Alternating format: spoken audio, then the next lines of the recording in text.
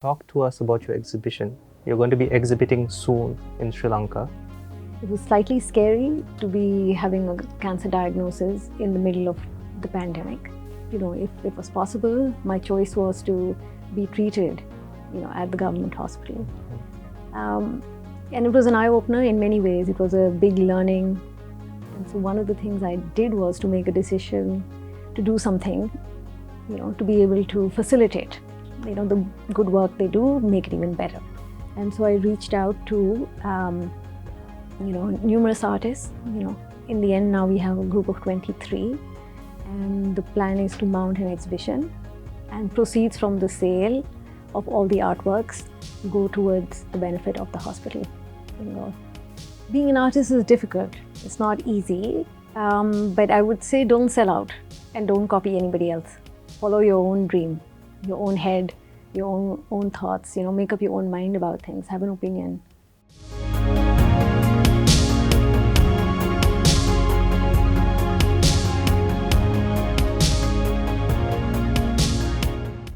Welcome to this special episode of The Canvas. I'm Azhar Carrim, and today I have with me a very special guest.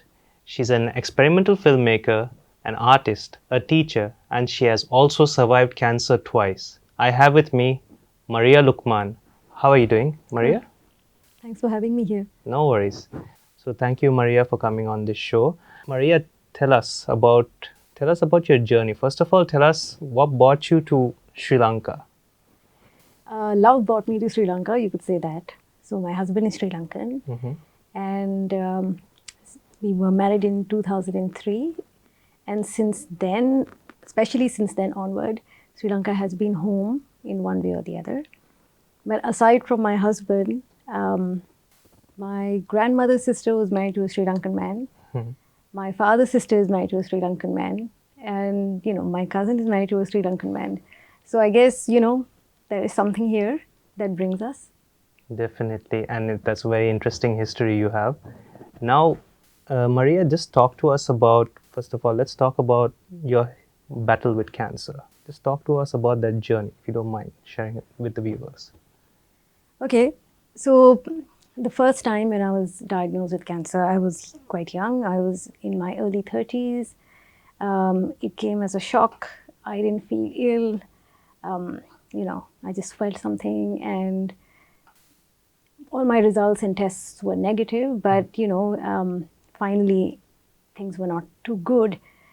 But I think since then, that was 15 years ago, I think I've had my attitude is different.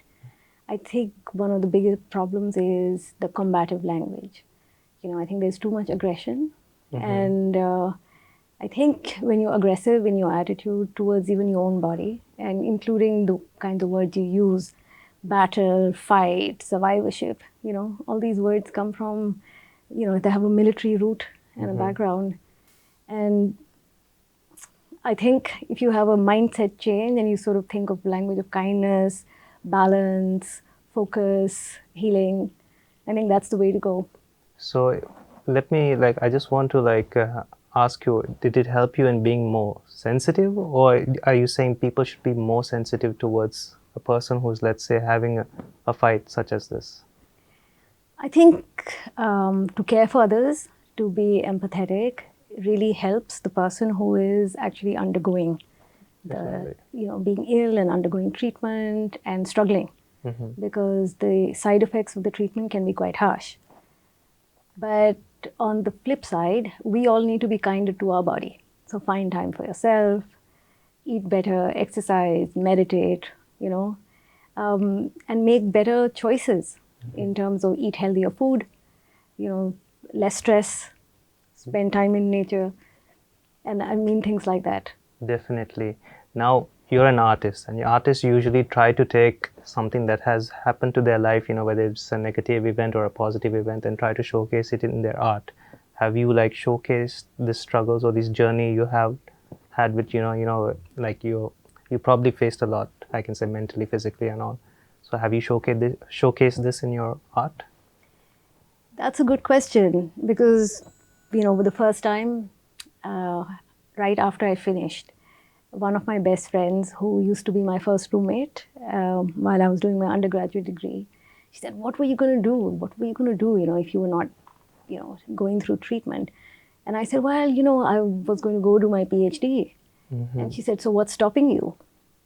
And I was in London at that time. And she said, "Come, I'm doing some research. Why don't you start working with me?" And at the end of 5-6 months, I had a PhD research proposal. I submitted all the applications. I got accepted. And then I had made a condition for myself that, one doesn't really pay to do a PhD. So unless you get a scholarship and you get fully funded PhD, only then you're smart enough to do one. So I got that wish too. That happened. And the focus of my PhD was on the intersection of science and, art, body, and the medical body versus the body and the way the body is represented in art. So if you even think of an artist like Leonardo, Yeah.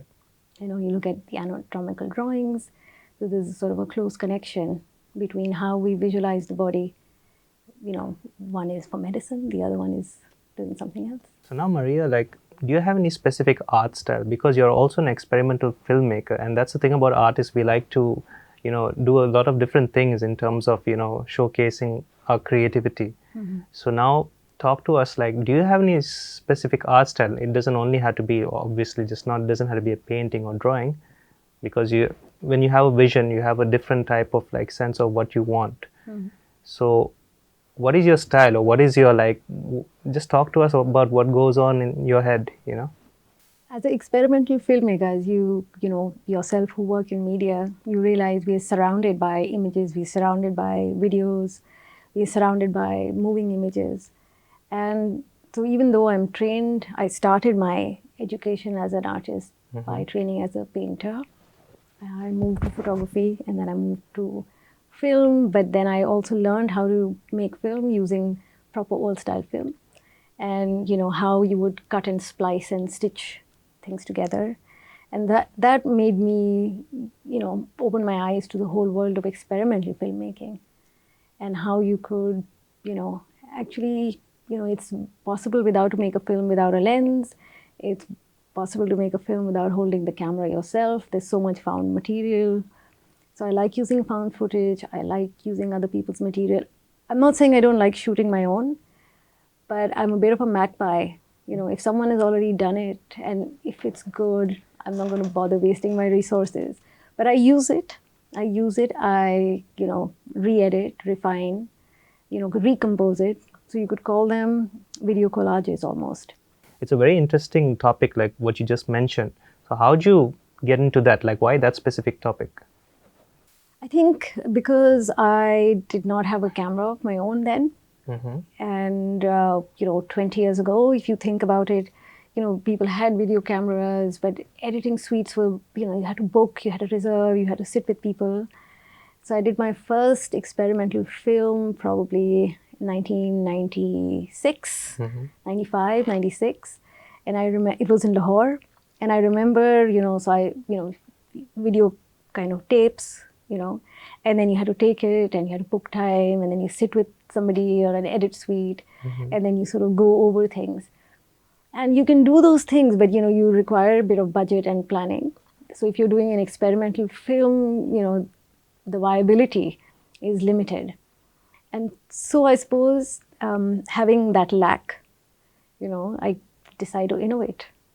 What's one of the worst things you have heard as an artist? Anything that has annoyed you, or someone has said who is not an artist, or maybe also is an artist which has triggered you or annoyed you? Not annoyed. You learn things from comments, and they might, be upsetting, or one might find them a bit annoying. But if you hear carefully, there is something in there for you. So I think one of my most insightful comments was coming from a younger artist, and she came and said, "Oh yeah, I can understand why your work is liked because it looks very European, right?" And I was just like, so I thought that was really annoying. But there was a point. And so you hear things and things can be annoying, but if it helps you look at yourself more critically, right? So then all the difficult comments are actually a gift. Even the ones that might not make sense. Now, those things you can't pay attention to, because if you do, then you just waste a lot of your own time. Definitely, Right. I agree. So now talk to us about your exhibition. You're going to be exhibiting soon in Sri Lanka. Talk to us more about that. Like, what can we expect? So a part of my practice involves curatorial work as well. Okay, and by curatorial work, I don't mean sort of as a professional curator, who would be at a museum, say, but as a kind of a practice as an artist. And this time round, when I fell ill, one of the things I made a decision for myself was, it was during COVID, and we were under lockdown. It was slightly scary to be having a cancer diagnosis in the middle of the pandemic. So the advice I got from, very wise doctors was, don't travel, stay in Gaul. And I opted to go to my local hospital, which is Karapitiam. I got to know the doctors there, and I chose, if it was possible, my choice was to be treated, at the government hospital. And it was an eye-opener in many ways. It was a big learning process for me in ways that I was not really thinking only about myself.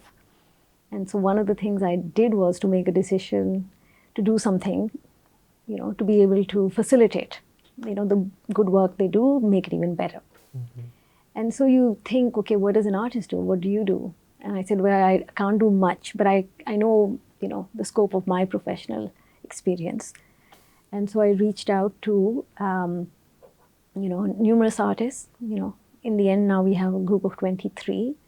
There are artists who I worked with previously, who I have taught, who have taught me. So it's an intergenerational, sort of a group. They're colleagues from Pakistan, they're colleagues, friends from the United Kingdom, from the US. There are even some friends of, classmates and old artist friends of my husband. So we are together in this. So I just called them and I said, I'm thinking of doing a fundraiser. Will you give a work of art? And, most people said yes, and they've given generously. And so the plan is, we have almost 70 pieces. And the plan is to mount an exhibition, and proceeds from the sale of all the artworks go towards the benefit of the hospital in Gaur. Wow, that's a really great initiative, honestly. And I hope the best for that initiative and that it goes well. Thank you. So now, Maria, I did a bit of research on you. Why is it that you don't want to showcase your own art in your own exhibitions?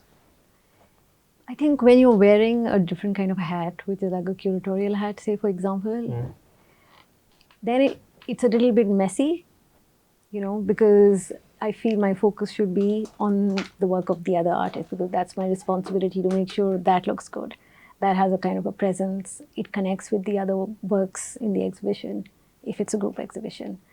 If you bring yourself in that, it is difficult to wear two hats at the same time. And for myself, I find it uncomfortable. So objectively, you want to focus on one thing at a time. You don't want to have any distractions with that goal. True. I mean, I do multiple things, so when you're teaching, So I might be doing multiple projects at the same time. But, when I'm looking at one thing, then it's just that thing. Because otherwise, I can't do justice to anything. Definitely. Now, Maria, you're a Pakistani. Do you miss Pakistan? And what do you miss about Pakistan? I do, of course, I miss Pakistan, but I've been lucky. The proximity from Sri Lanka to Pakistan is not that much. And I've continued to work in Pakistan for all the time, no matter where I'm in the world. So I have, been fortunate enough to have had the opportunity to do projects, to show, to teach. So my connection is not lost. So in that sense, I don't feel like I miss, but I do miss, especially, in terms of fruit. I think we have a great variety of fruit. Mangoes to guavas to pomegranate to peaches. Our range is quite wide. The only thing we don't have is pineapple. So I'm happy that I can get that here. We have a lot of pineapples. So now you also told you were a teacher. Talk to us about tell us what's your favorite experience as a teacher? I think the best part about teaching is learning yourself. Mm-hmm. So I think my favorite age group is probably 21 to 31. Mm-hmm. The young adults. Young adults, a lot of questions, ability to work hard, but a lot of inquisitiveness. And some people might find it challenging, but that's the kind of age group I like working with. And so I've been lucky that I've been able to do that, at university level. And therefore, you just learn. You're always learning something from them as you're teaching. Because teaching is not a one-way process, right? It's about listening, it's about adapting. And it also makes you relearn things you thought you knew, right? So it keeps you on your toes a little bit. I think the best part about teaching is that you're constantly questioned and challenged. So Maria, you have traveled around the world. What is your most interesting artistic experience from traveling around the world? I have been lucky. I've had the opportunity to see a lot of incredible work in museums, in artist studios. But I think more than seeing a work in a museum, my conversations with artists are more special.